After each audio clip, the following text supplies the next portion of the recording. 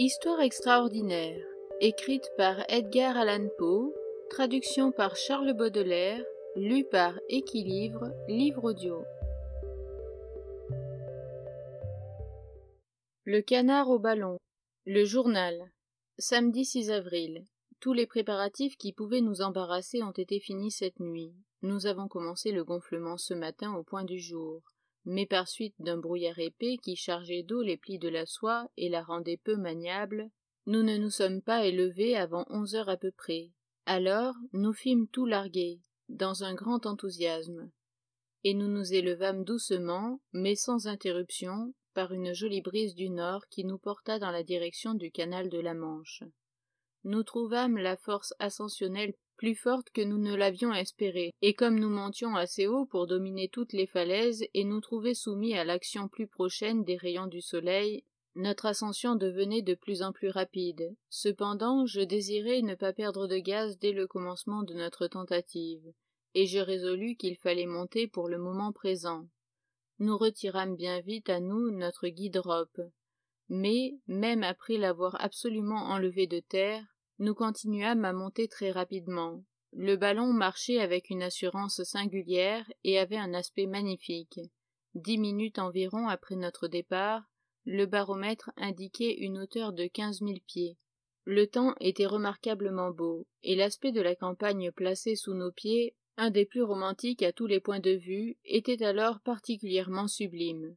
Les gorges nombreuses et profondes présentaient l'apparence de lacs, en raison des épaisses vapeurs dont elles étaient remplies, et les hauteurs et les rochers situés au sud-est, empilés dans un inextricable chaos, ressemblaient absolument aux cités géantes de la fable orientale.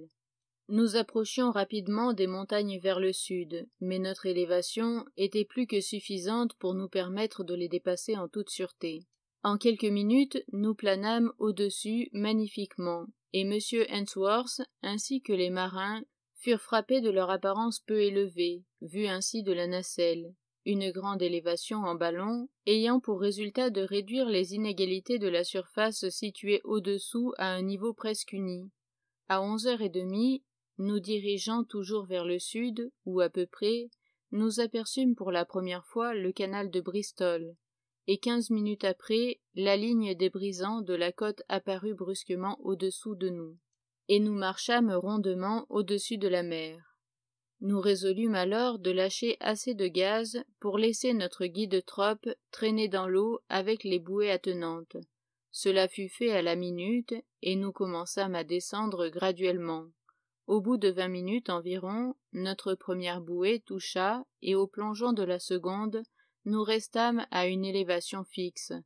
Nous étions tous très inquiets de vérifier l'efficacité du gouvernail et de la vis, et nous les mîmes immédiatement en réquisition dans le but de déterminer davantage notre route vers l'est et mettre le cap sur Paris.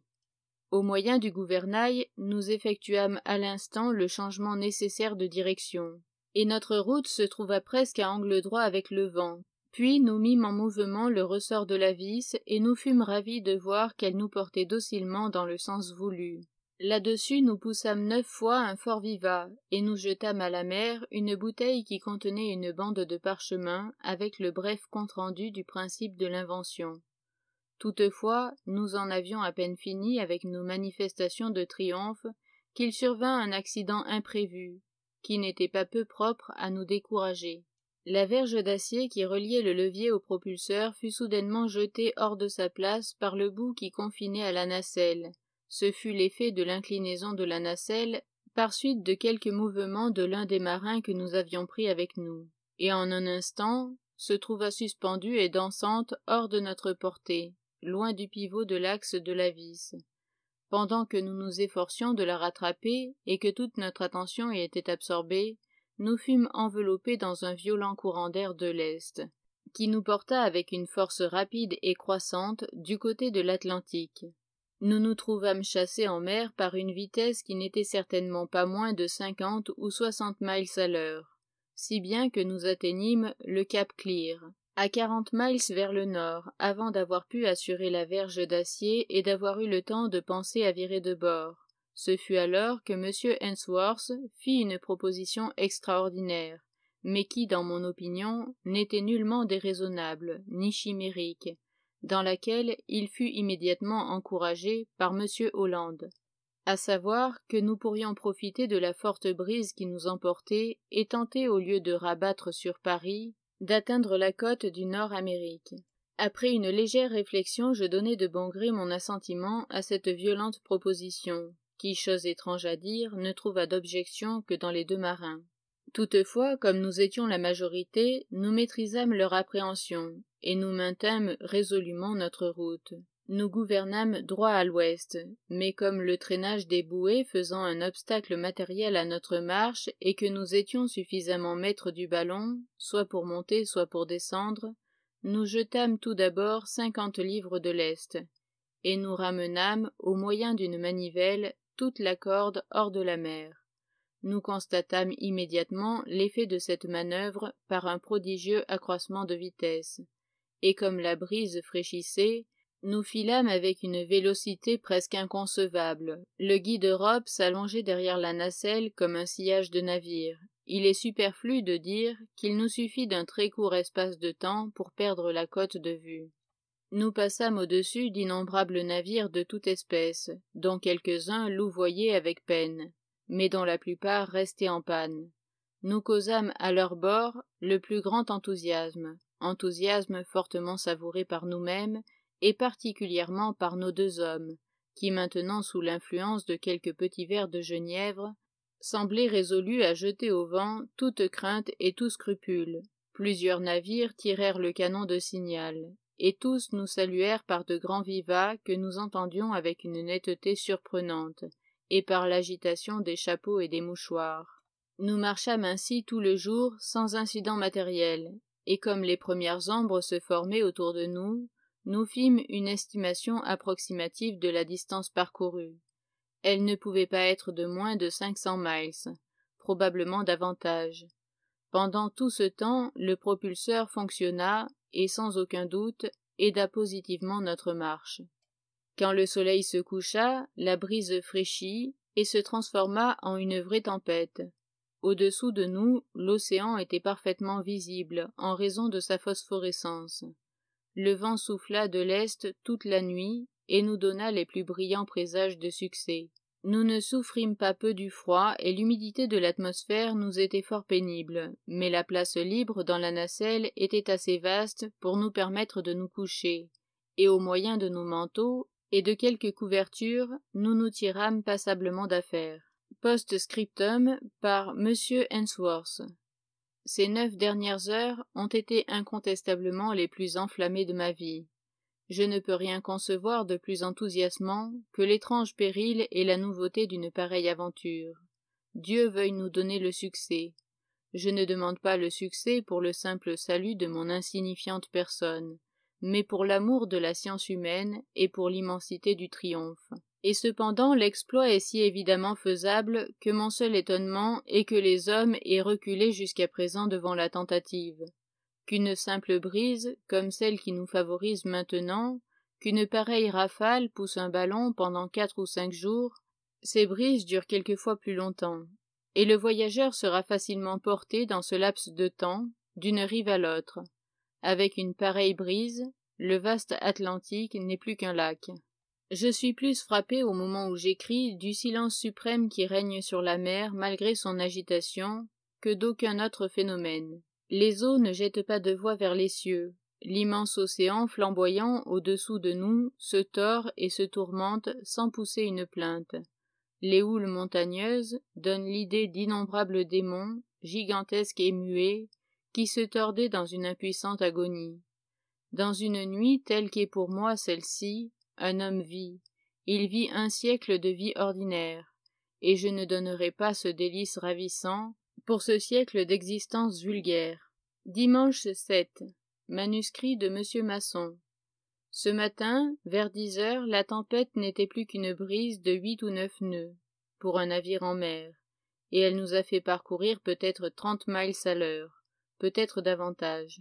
Néanmoins, elle a tourné ferme vers le nord, et maintenant, au coucher du soleil, nous nous dirigeons droit à l'ouest, grâce surtout à la vis et au gouvernail, qui fonctionnent admirablement.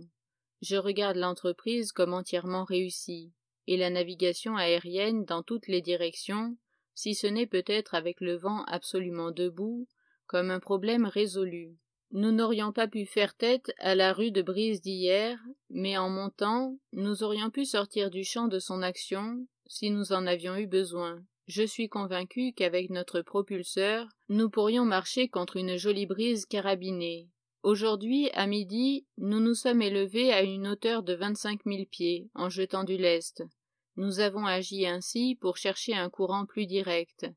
Mais nous n'en avons pas trouvé de plus favorable que celui dans lequel nous sommes à présent. Nous avons surabondamment de gaz pour traverser ce petit lac, dû le voyage durer 3 semaines.